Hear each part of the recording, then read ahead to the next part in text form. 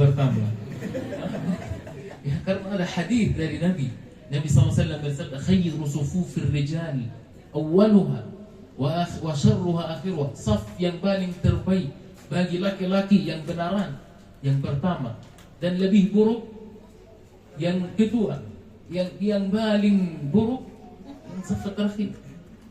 Di beberapa saudara kita di sini datang lebih awal, dia cari kolom di mana dia, atau dia di mana-mana. Mereka tinggalkan zuhud, ya. Tahu zuhud di saf pertama.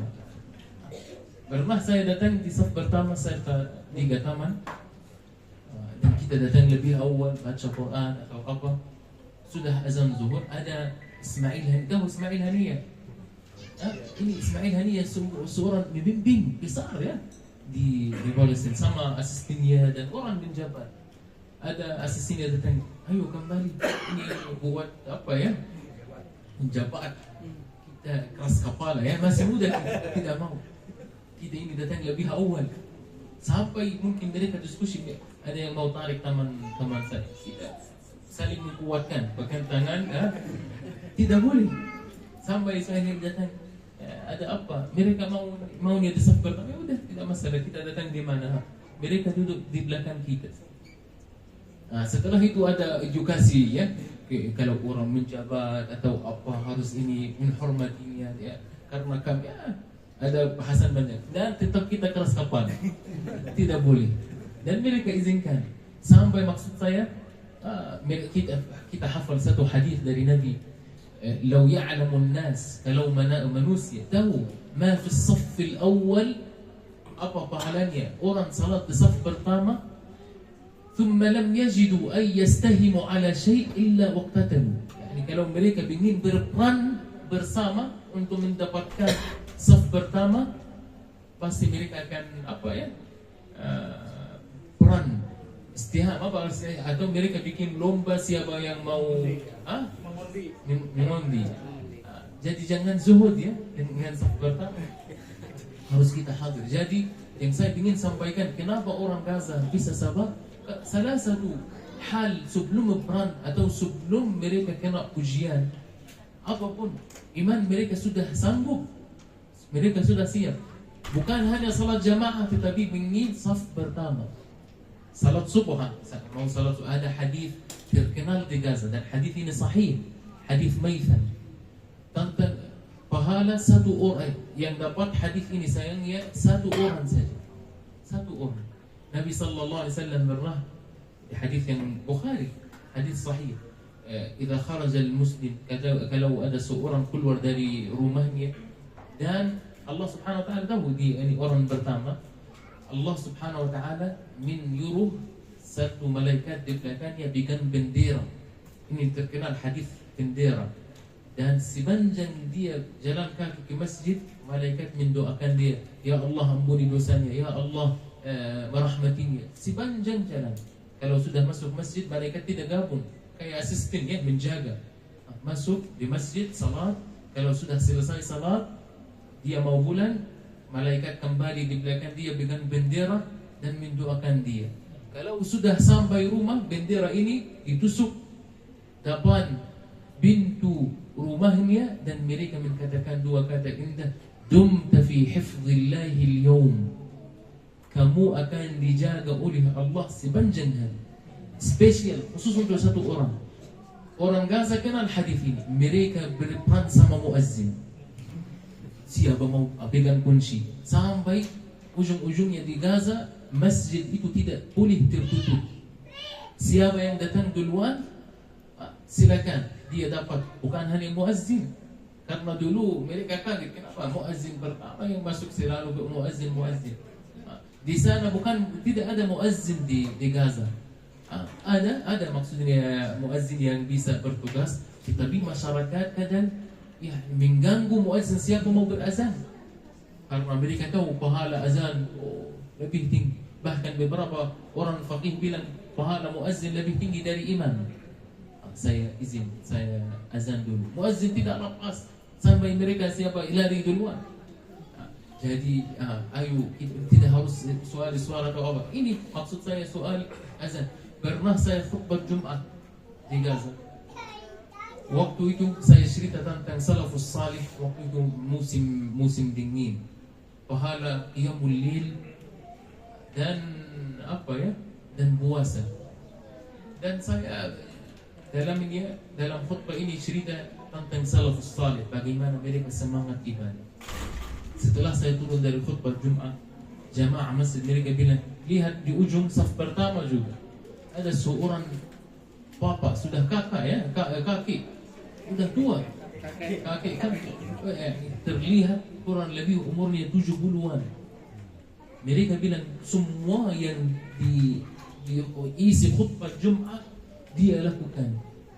Saya melihat subhanallah, dia ada haibah, kayak ada cahaya dari mukanya. Saya dikatinya, saya salam, saya enggak mau bilang ada bukan ketakutan, tetapi merasa dia terhormat. Dia lakukan apa? Sepanjang coba hitung 45 tahun. Berapa tahun? 45 tahun. Terus menerus tidak pernah tinggalkan saf pertama di masjid. Nomor 2, setiap 3 hari dia khatam Al-Quran 30 juz. Setiap hari 10 juz. Kapan dia bacakannya? Dari dia datang ke masjid sebelum azan subuh, di waktu sahar, anggap misal 1 jam, dan dia mulai baca Quran, salat subuh, habis salat subuh dia tetap lanjut baca Quran sampai jam 7 atau 7:30, sampai 8 sebelum masuk kerja ya. Sudah selesai 10 juz. Serius membaca sepanjang 45 tahun. Dan sepanjang 45 tahun dia puasa Daud. Puasa hari dan tidak buat. Puasa tidak buat. Sepanjang 45 tahun. Begitu.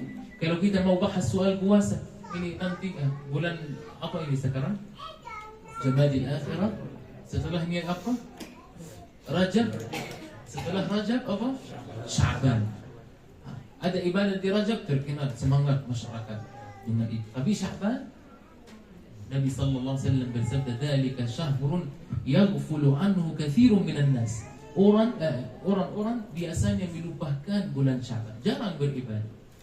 Ibadah Sya'ban apa yang ada di Gaza sebelum Ramadan. Salah satu ibadah utama di bulan Sya'ban puasa. Sampai Aisyah berkata, hadis Nabi SAW bersabda, kana yasumu Sya'bana kullahu illa qalil. Nabi SAW mempuasa bulan Sya'ban semuanya kecuali sedikit, beberapa hari. Terkenal puasa di Rajab. Lalu yang saya ingin sampaikan, dan kita membahas Gaza ya, saya kenal beberapa orang, dan salah satu orang tersebut, enggak mau bilang soal keluarga, mereka bertahun-tahun tidak pernah tinggalkan puasa Sya'ban. Saya pernah puasa bulan Sya'ban 5 tahun, tapi waktu saya di Gaza. Di Indonesia enggak tahu, tidak ada yang semangatkan saya. Saya merasa sendirian. Ya, 5 tahun. Hanya puasa atau tidak puasa hari Jumat. Saya liburkan, istirahat 4 hari atau apa. Di sana di Gaza kalau bahas puasa Sya'ban terkenal kayak Ramadan mulai masuk. Ibu, saya melihat ibu puasa, ayah puasa, teman di masjid beberapa orang puasa, bukan beberapa. Seharusnya bahasa ini apa ya? Kebanyakan puasa. Yang tidak puasa yang bekerja keras, kayak kerja bangunan atau apa, tetapi dosen atau bekerja di kantor atau di office atau apa, mereka puasa. Kalau kita bahas puasa 13, 14, 15 Hijri, antum tahu? Dan setelah 2 minggu lagi, antum ingat, kurang dari 2 minggu. Ibu saya sejak 35 tahun tidak pernah tinggalkan puasa 3 hari itu. Bukan hanya tidak pernah tinggalkan, selalu menelpon saya untuk mengingatkan saya walaupun di perang. Muhammad, besok mulai 13 kamu puasa dan ingatkan teman-temanmu, atau waktu itu saya imam masjid jamaah masjid atau apa. Begitu. Karena saya cerita ibu saya sudah seperti umuran ibu-ibu ya, sudah berumur. Ya. Dan udah yani maksudnya enggak mau bilang tua karena masih muda ya. Nah, tapi maksudnya sudah yani lumayan, tidak muda lagi. Dan apa ya? Punya 11 anak. Yani 11 anak. Dan cucu sekarang, cucu ibu berapa? 20 berapa? 28 sekarang. Dan dia urus anaknya, cucunya, dan masak-masak. Dan ayah saya subhanallah suka tamu banyak. Setiap hari masak. Kalau tidak masak teh, kopi, apa, kerja terus. Dan yang kenapa saya cerita ini, selain tadi puasa, hubungan mereka sama Al-Quran. Pernah ibu saya datang ke Indonesia. Saya hadirkan orang tua sekitar apa ya, sebelum perang Tufan Al-Aqsa. Mereka bulan situasi di Gaza terkenal ada perang, ada sedikit ya, belum maksudnya benaran Tufan Al-Aqsa. Mereka ingin bulan menjaga anak dan saya bilang tahan dulu, mereka tidak mau. Tetapi yang saya ingin sampaikan, biar antum wahai ibu-ibu ya, tidak ada alasan. Udah saya sampaikan, ibu udah berumur, masak berumah tangga ya, masak si kadang sakit, kadang tidak sakit, kadang sehat ya, manusia ya, capek tidak capek begitu. Saya waktu ketemu di bandar di Jakarta, saya salaman, pelukan ibu, lalu ibu nangis. Saya kira awalnya nangis karena udah sekian tahun kita nggak ketemu, kangen. Ya, saya bilang ibu cukup nanti orang melihat cukup. Dia bilang kamu kira saya nangis karena kamu? Lalu kenapa ibu? Ini serius, cerita beneran. Kenapa ibu? Dia bilang saya sepanjang perjalanan sejak keluar dari Gaza ke Mesir ya panjang banget. Susah kalau ke Mesir, lalu ke Arab Saudi transit ya, lalu ke Jakarta. Dan ibu nggak mau bilang baru pertama kali ya perjalanan sepanjang ini. Ini pernah umrah sebelumnya. Lalu sepanjang perjalanan saya belum sukses atau tidak berhasil menyelesaikan wird saya. Tetap kadang saya tanya ayah saya, sudah di mana? Memfotokan ibu, dan ibu lagi pegang handphone. Ibu tidak mengerti dengan handphone ya, tetapi hanya buka aplikasi Al-Quran, dia baca. Lalu wird ibu apa? Setiap hari membaca 5 juz dan tidak pernah tinggalkan 5 juz setiap hari. Tadi saya bilang berapa? 35 tahun. Kapan tidak sukses membaca setiap hari 5 juz? Ketika lagi safar, perjalanan, tetap membaca tetapi belum selesai 5 juz. Dan dia nangis, kayak sakit, kayak buat dosa. Saya bilang ya Allah, ini 5 juz saya ini mungkin belum baca 5 halaman setiap hari. Ya. Dan bukan hanya ini yang ajib, saya bawanya untuk jalan-jalan keliling. Saya hadirkan ustazah mendamping beliau. Sepanjang pernah saya ajak ke Jogja. Ustazah itu sudah pusing, ibu mau ganti qada yang sudah terlewat. Yani sepanjang hari dia mau baca 10 juz. Di 3 hari pertama dia tidak mau lepas.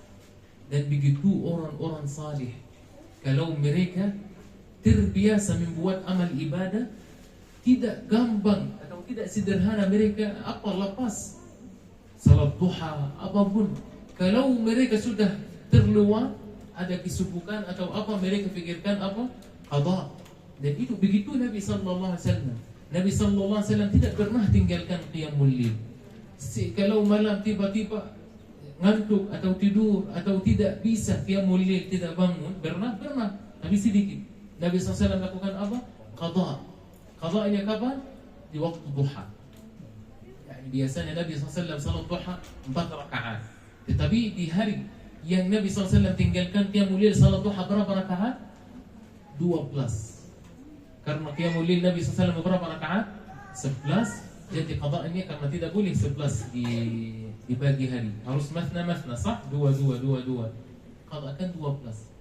Kadang Nabi SAW lupa salat sunnah zuhur, Nabi SAW qada setelah zuhur. Tapi tiba-tiba Nabi SAW ingatkan ya waktu maghrib, boleh qada, bukan fardu ya, apa? Sunnah.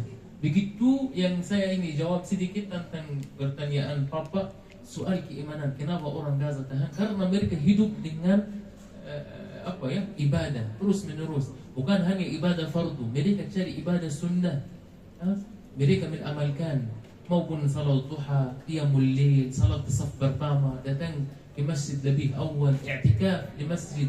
Tiba-tiba rata-rata orang Gaza di hari Jumat yang sibuk sepanjang hari dari ba'da asar sampai maghrib mereka i'tikaf. Mereka tinggalkan handphone, tinggalkan internet, tidak ada internet di sana ya, di masjid atau apa, hanya wifi di tempat tertentu. Mereka tinggalkan semua atau matikan handphone 2 jam ini buat Allah Subhanahu wa taala. Bersihkan hatinya sepanjang minggu. Perlu orang setiap minggu duduk. Kalau tidak sempat ada kerjaan di hari Jumat, udah bulan Jumat jam 5 misal, dari jam 5 minimum 1 jam. Apalagi di hari Jumat Nabi sallallahu alaihi wasallam sampaikan ada 1 jam yang Allah tidak talak doa kita. Begitu juga salafus salih. Mereka cari waktu-waktu yang mahal, seperti waktu sahar. Orang salafus salih beberapa dia susah bangun di malam, tetapi dia bangun di waktu sahar sebelum beberapa menit dari azan atau apa. Dia tidak sampai keluarganya mereka bilang ini gila. Setiap hari sahar dia bilang ana kayak orang gila ya, bangun saya sampai tetangga mendengar. Lalu sebuah hari mereka tanya, kamu sini nih setiap hari bangun dan membangun kita, saya apa ini saya? Dia bilang, kalian tidak tahu hadis Nabi sallallahu alaihi wasallam, hal min da'in fa astajib lah. Apakah ada orang ingin berdoa dan saya menerima doanya? Dia bilang saya. Dia bilang ke Allah, saya ingin. Hal min taibin fa atubu alaih. Ada yang mau bertaubat, beristighfar dan saya ampuni dosanya. Dia bilang saya. Ternyata mereka bilang apa? Kita yang gila, bukan dia. Maksud saya dengan cerita apa? Kita tidak ada sebenarnya alasan untuk untuk lalai. Tidak bisa qiyamul lail di awal malam, di tengah malam. Minimum bangun sebelum salat beristighfar sambil kita rabahan, tidak masalah. Asal kita memanfaatkan kesempatan.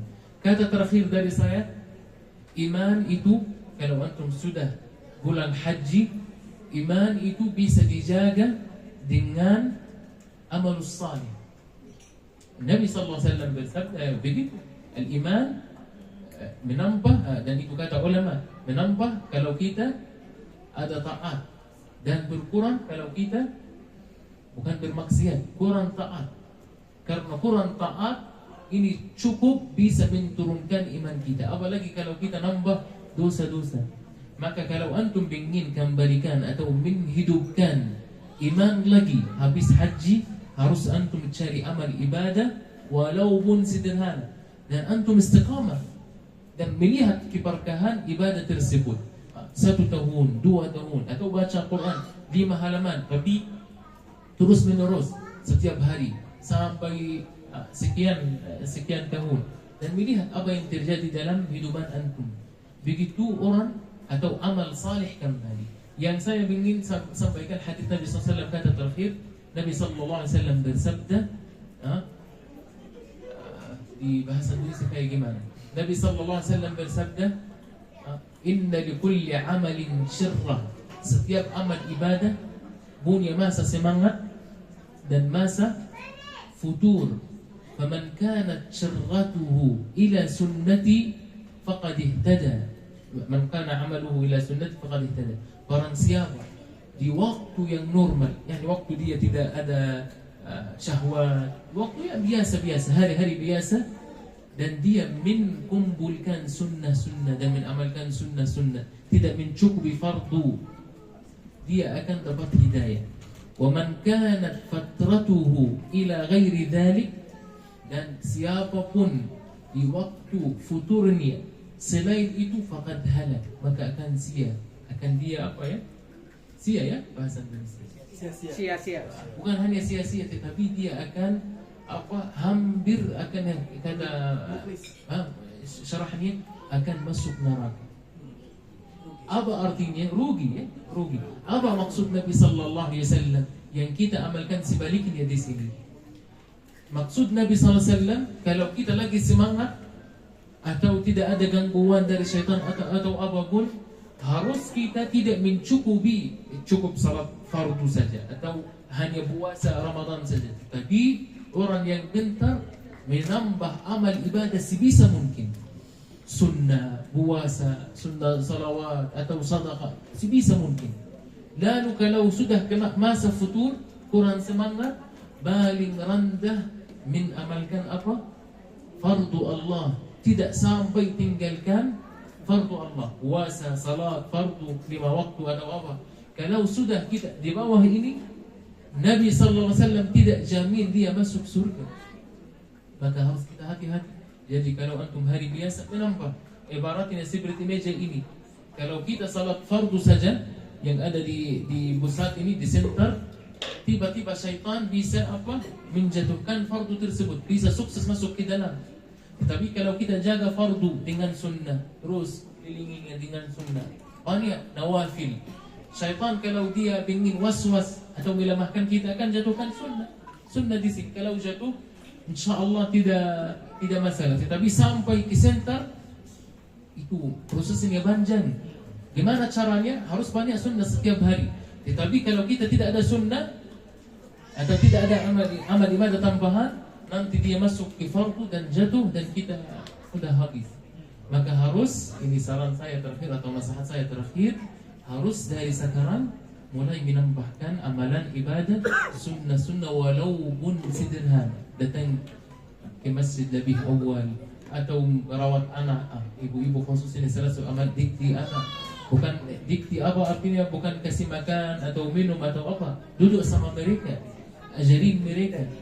Anak-anak itu suka sama ibu lebih dari ayah ya.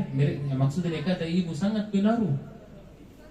Suruh mereka, ajak mereka ke masjid, suruh mereka ke mana-mana sama Al-Quran. Begitu insyaallah kalau kita lakukan, dapat rahmat Allah subhanahu wa ta'ala dan dapat hidayah, dan Allah akan selamatkan kita dunia dan akhirat. Barakallahu fikum wa jazakumullahu khair. Wassalamualaikum warahmatullahi wabarakatuh.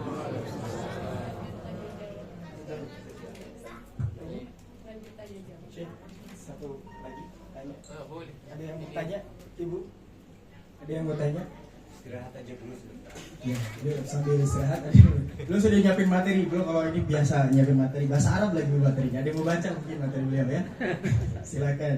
Nih beliau sudah menulis ya materinya.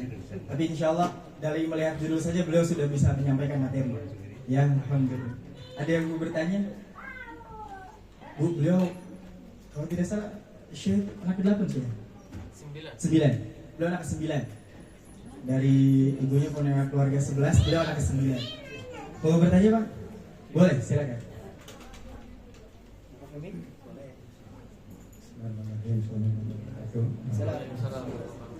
Terima kasih saya sudah berkenan hadir di acara silaturahim ini. Jadi saya saya menyampaikan rasa iri hati saya saja gitu kepada Syekh dan saudara-saudara di Gaza atau dari negara Syam, dari Syam. Karena kalau kita lihat dari sejarahnya pun gitu ya, mayoritas nabi-nabi dan rasul itu datangnya lahirnya diturunkan di negeri Syam. Dan kemudian di akhir zaman juga ada hadis Rasulullah yang mengatakan bahwa pusat redaksinya mungkin berbeda, tapi intinya adalah pusat benteng terakhir umat Islam itu adalah di negeri Syam. Syam itu salah satunya ya Palestina, ya Gaza dan daerah sekitarnya. Nah pada saat sekarang ini kita juga melihat dengan kondisi sekarang ini saudara-saudara kita di Gaza itu juga tidak dalam keadaan yang lemah, tidak dalam keadaan yang takut. Dalam keadaan sekarang pun mereka juga berjihad gitu ya, setidaknya melakukan suatu amalia ribat namanya kan, jadi berjibaga dan Indonesia. Jadi dari sepanjang dari awal sejarah Islam kemudian di akhir Islam itu segala kemudian itu ada di Gaza. Nah saya merasa bahwa mungkinkah negara-negara kita di negeri yang jauh dari Syam ini bisa mendapatkan tempat terbaik nanti di jannahnya Allah, sementara saudara-saudara kita di Syam itu dari awal sampai akhir itu adalah perjuangan semua, ibadah semua begitu. Gitu ya. Masya Allah, ini pertanyaan luar biasa. Tapi dengan singkat, yang dapat pahala atau apa itu tidak hanya orang Gaza atau negeri Syam, tapi hadis Nabi sallallahu alaihi wasallam itu umum. Tetapi kenapa orang Gaza atau negeri Syam iman mereka tetap kuat? Karena mereka dididik oleh Allah Subhanahu wa taala langsung. Kayak gimana? Dengan ujian.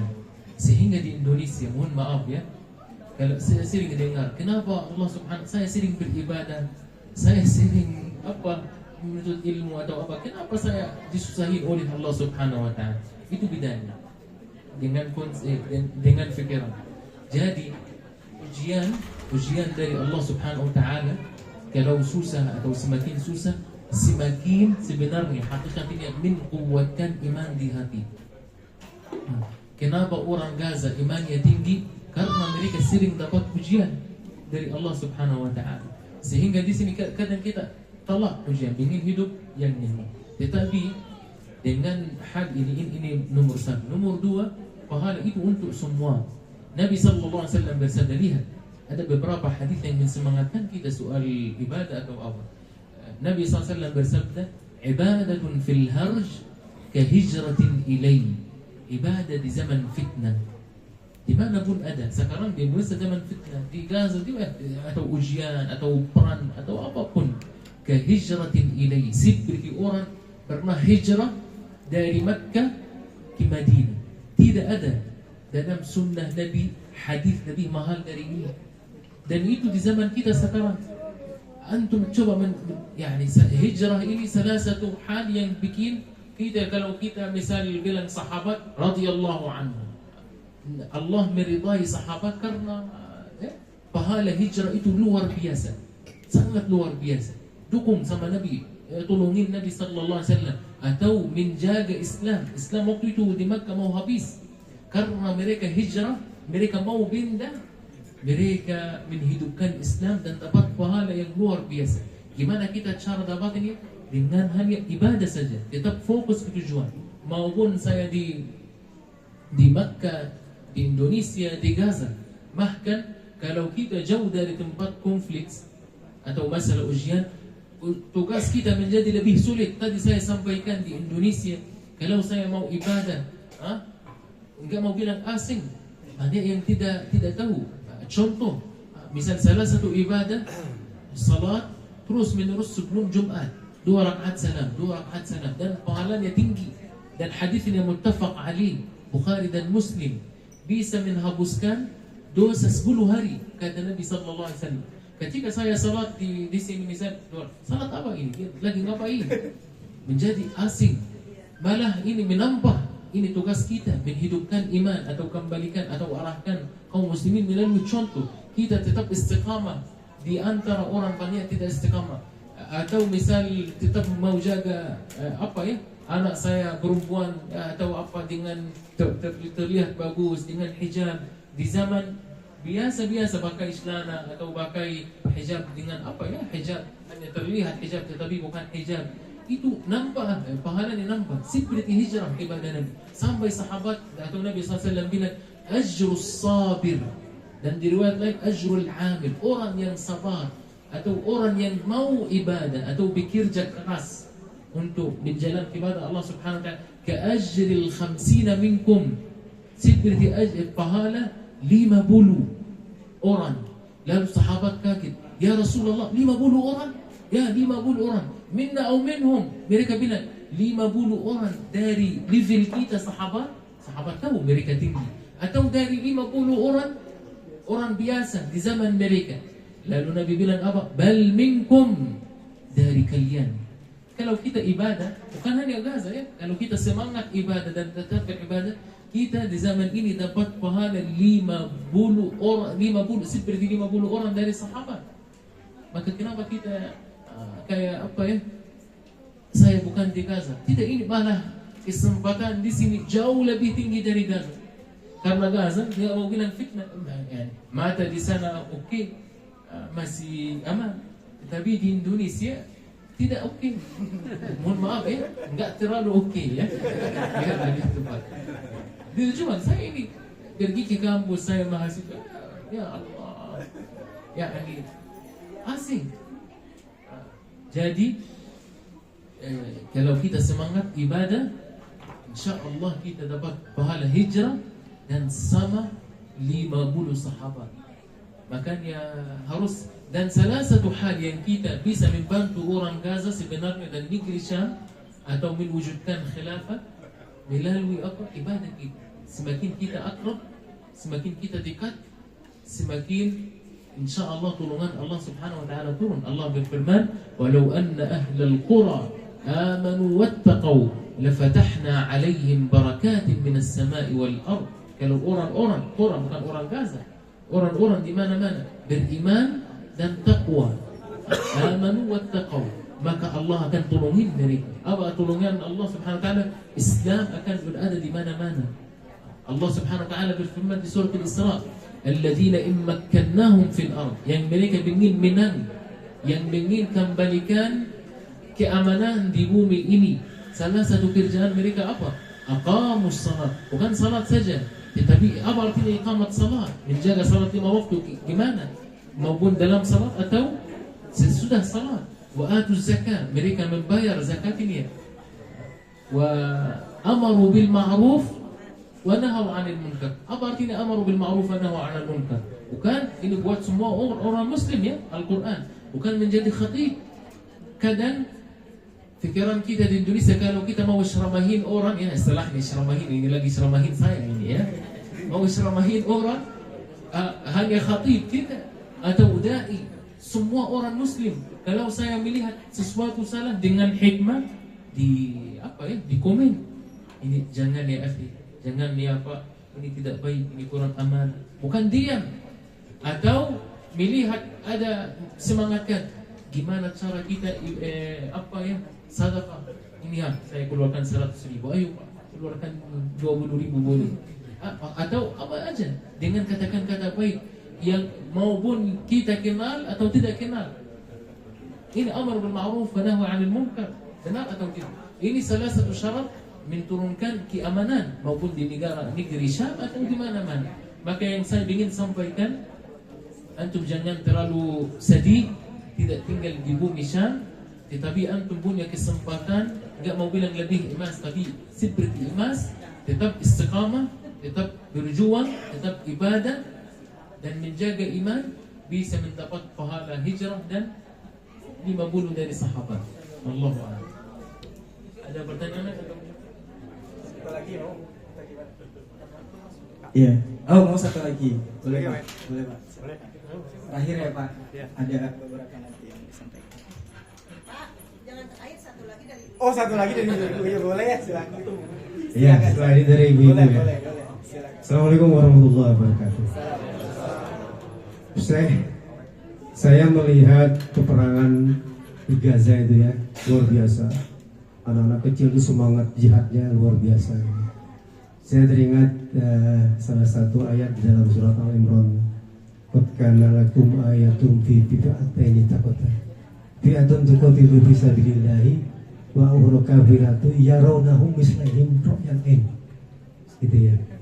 Jadi apakah di dalam perang Gaza itu seperti itu kelihatan? Jadi orang-orang musyrik itu kelihatannya sedikit dalam pandangan orang Gaza ya.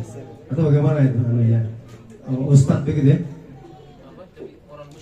Orang musyrik itu kelihatan oleh orang Gaza itu sedikit gitu. Seperti ayat tadi ya, bahwa orang-orang waktu di zaman perang Badar itu melihat orang-orang kafir yang 1.000 orang itu sedikit. Demikian juga orang-orang Gaza kafir melihat orang-orang itu sedikit. Iya, betul. Gitu ya. Apakah demikian Pak Ustaz? Demikian. Assalamualaikum warahmatullahi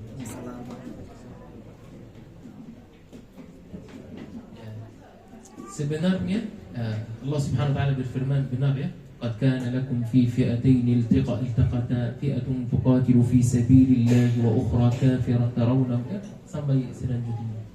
Tetapi tafsirnya bukan seperti kata Papa. Tetapi saya ingin enggak mau bahas tafsir. Tetapi komen Papa ini benar. Ya, apakah kita melihat mereka kecil? Memang kecil.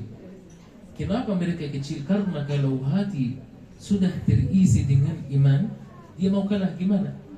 Kita ini akidah kaum muslimin tidak pernah berjuang soal apa ya, semangat karena kita lebih banyak.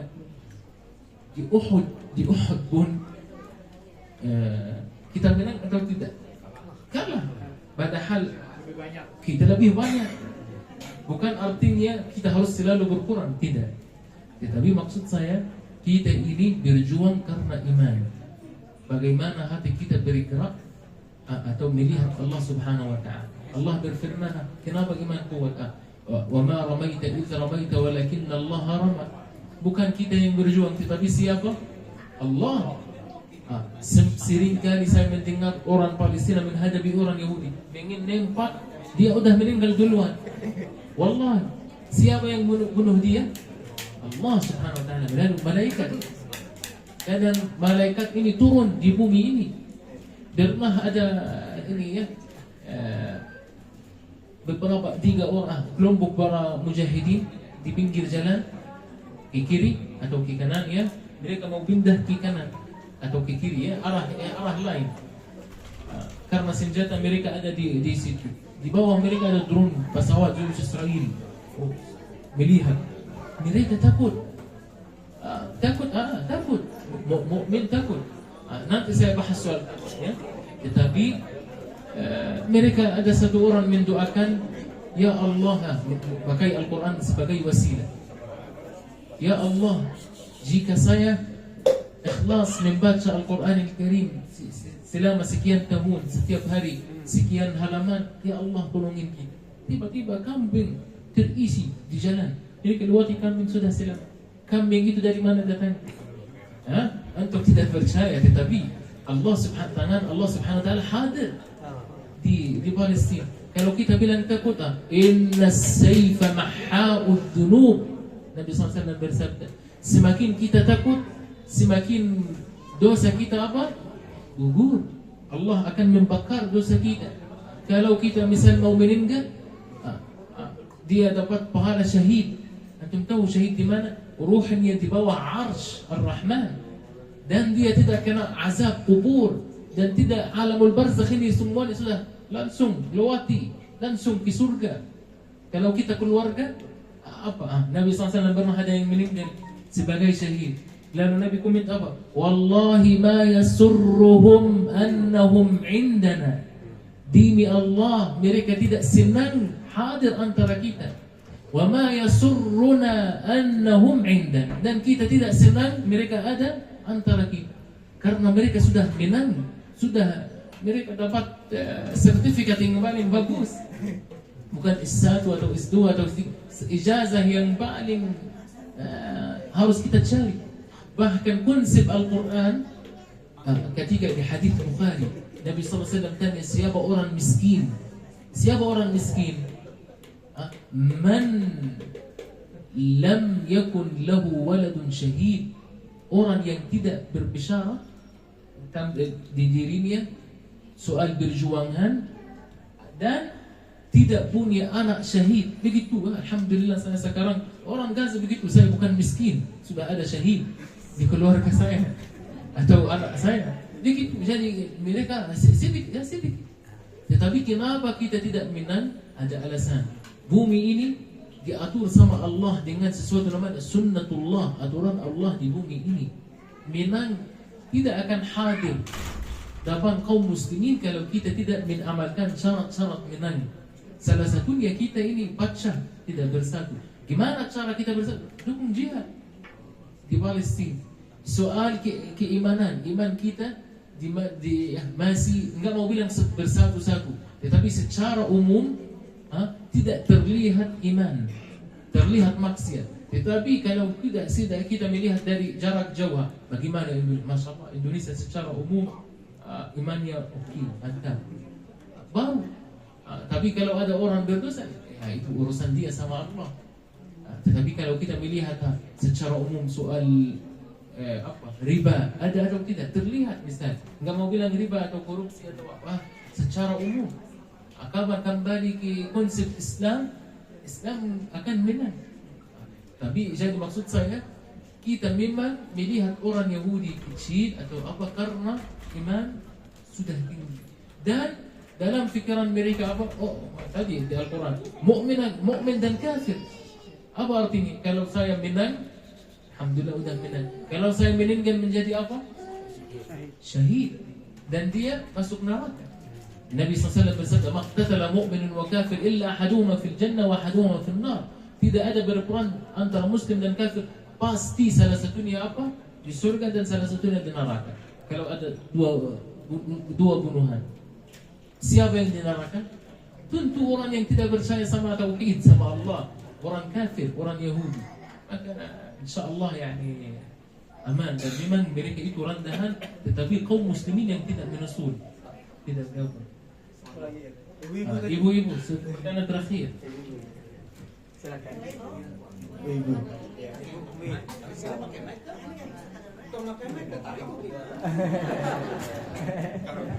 Betul. Bahas masalah masak ya. Assalamualaikum warahmatullahi wabarakatuh. Waalaikumsalam warahmatullahi. Saya mau ada yang saya tanyakan, tapi mohon maaf ya apabila pertanyaannya kurang bagus karena saya ingin tahu tentang Gaza. Terus terang aja, dulu saya non Muslim, ketika membaca melihat Gaza, jadi tambah ingin tahu ya tentang agama Islam. Pertama-tama yang ingin saya tanyakan, kenapa negara terdekat dari Gaza, di antaranya negara maju, negara kaya, contohnya Arab Saudi, Qatar, situ ada Qatar, tidak ini ya membantu Gaza itu tidak greget ya Pak ya? Paham greget? Tidak greget itu membantu. Malah saya lihat itu kok orang Gaza itu sangat cinta sama Indonesia sepertinya itu ya. Itu pertanyaan pertama.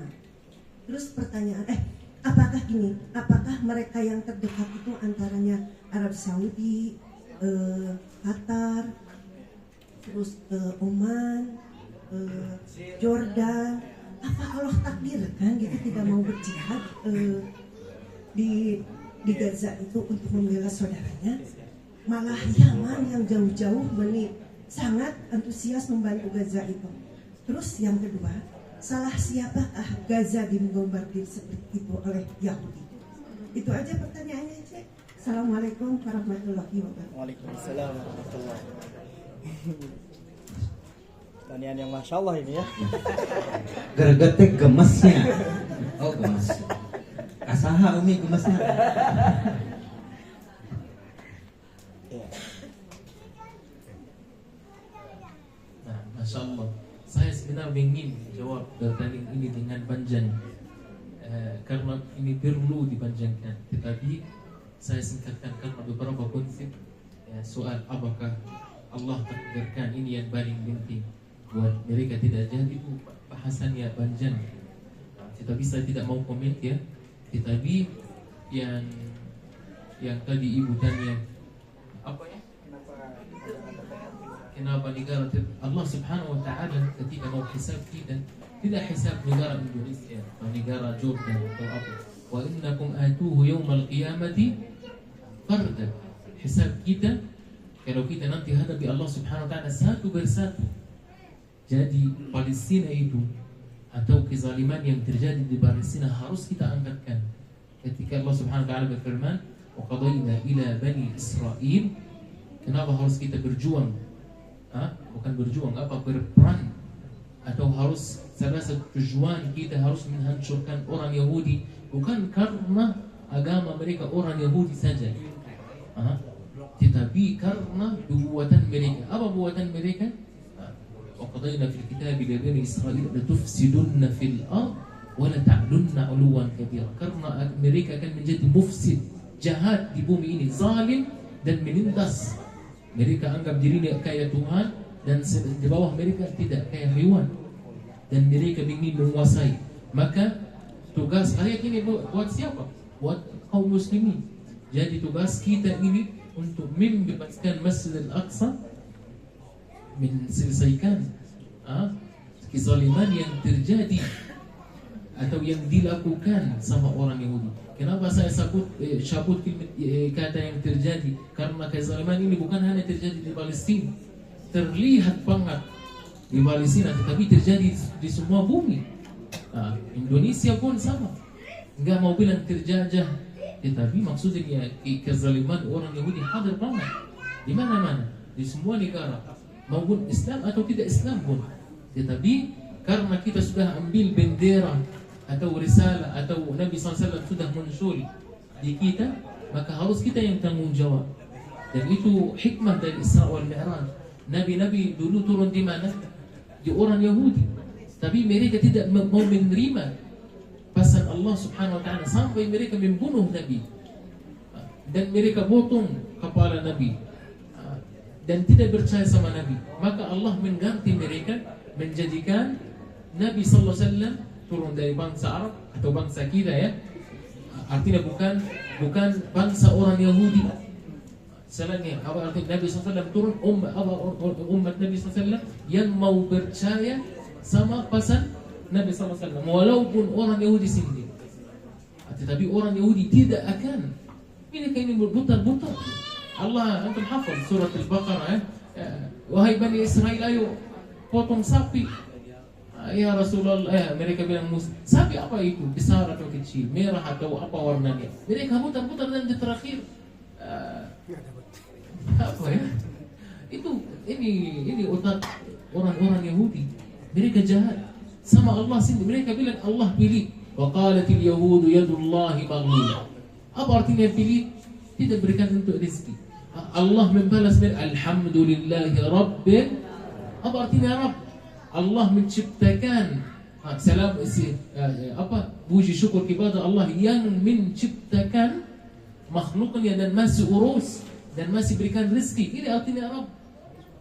Ini membalas atau menghancurkan akidah orang Yahudi. Maka pertanyaan pertama, kenapa orang Arab? Pertama, tugas kita ini semua bukan tugas negara. Apa yang kita lakukan oleh Allah apa yang kita lakukan untuk Palestina atau Masjid Al-Aqsa atau tanah yang mulia ini, maka harus kita berjuang. Lalu soal negara dekat memang seharusnya lebih aula dalam fikih hukuman jihad, jihad berperan, ya. Mereka pegang senjata yang lebih akrab. Kalau yang lebih akrab tidak bisa, lebih jauh sampai masuk semua kaum muslimin. Tetapi bantuan Palestina bukan hanya sekitar uang atau apa, ya, tetapi semuanya lengkap, maupun jihad, maupun harta, maupun media, dengan dukungan apapun. Tetapi kalau mau dengar jawab, memang kalau biar jujur, negara-negara Arab walaupun terdekat sebagai masyarakat semuanya suka Palestina dan support Palestina sama seperti antum. Tetapi yang sulit soal apa? Kalau kita bahas lebih dari masyarakat itu bermental. Banyak yang bilang banyak bergerak seperti kapal semut. Sebelum sama kapal semut dari Tunisia ke Gaza, mereka bawa mobil dan jalan kaki. Tapi siapa yang berhentikan? Berminta mereka masing-masing. Masyarakat sebenarnya kaum muslimin mau, tapi bermintanya yang masih apa, ya, belum siap. Maka kata adil, ya, orang Arab atau negara kaum muslimin enggak mau bilang Arab atau apa, karena masalah Palestina bukan masalah Arab. Dan arahan Nabi SAW untuk kaum muslimin enggak bilang wahai orang Arab ikutilah jihad, tidak. Kata Nabi apa?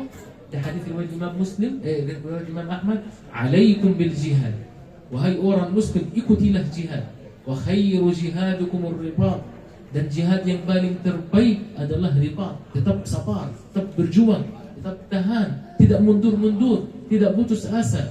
Wa khairu ribatikum asqalan, dan jihad dan ribat yang paling agung, yang paling terbaik asqalan. Asqalan itu di mana? Sekitar Gaza. Palestina lah. Maka arahan Nabi sejak 1400 tahun lalu bahwa jihad yang paling terbaik, benderahnya yang paling jelas antara orang Muslim dan tidak Muslim, orang kafir, adalah di Palestina. Dan arahan Nabi harus kita tetap berjuang, bukan orang Palestina hadis ini ya, atau orang Arab, tapi kaum muslimin. Jadi yang saya ingin sampaikan, kata terakhir, jangan sibuk urus kenapa orang ini Arab kayak gini, kenapa negara ini, jangan. Tetapi sibuk urus posisi saya berada di mana untuk Palestina. Apakah saya lagi berjuang dengan posisi berjuang atau tidak? Apakah saya di posisi hanya komen saja, komplain ini kenapa ini kenapa itu, atau lagi usahakan membuat sesuatu untuk Palestina? Itu seharusnya, karena tergantung jarak kita ke Palestina akan tergantung jarak kita di akhirat. Orang yang tidak peduli sama isu kaum muslimin, kata Nabi, bukan dari kaum muslimin. Man lam yahtam bi amrul muslimin falaysa minhum. Barang siapa tidak peduli sama urusan muslim, dia bukan dari orang muslim. Jadi yang saya ingin sampaikan, fokus ke tujuan kita, posisi kita di mana, berjuang. Ibu lihat misalnya, bisa berjuang dengan apa? Harta, silakan. Tidak ada harta, saya punya misal media sosial bagus, silakan. Tidak punya media sosial, saya ingin beli makanan atau jangan makanan yang boykot, ya? Atau apa, lihat. Bisa berjuang melalui tulisan atau apa, silakan. Bisa berjuang dengan lembaga atau apa, silakan. Bisa berjuang melalui menyuarakan Palestina. Lagi duduk majlis, berkumpul nongkrong, ada yang bilang Palestina atau Hamas dan Fatah dan menghancurkan fikiran jihad. Jangan, berjuang. Tidak harus terlihat di media. Allah Subhanahu wa taala cukup tahu. Allahu a'lam. Ini dari saya. Wa jazakumullah khair. Mohon maaf kalau bahasa saya kurang jelas atau kadang mutar-mutar karena saya tidak tahu apa yang harus ngomong. Wassalamualaikum warahmatullahi wabarakatuh. Assalamualaikum warahmatullahi wabarakatuh. Jadi Bunda mohon doakan. Jadi